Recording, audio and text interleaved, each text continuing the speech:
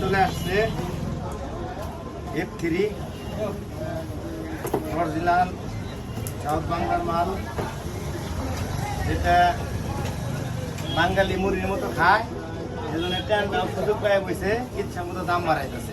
এটার কিন্তু এই প্রোডাক্টের কিন্তু প্রায় পার পিসে 50-60-70 টাকা দাম বাইরে গেছে।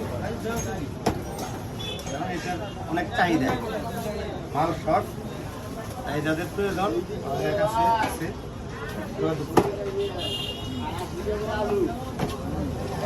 F3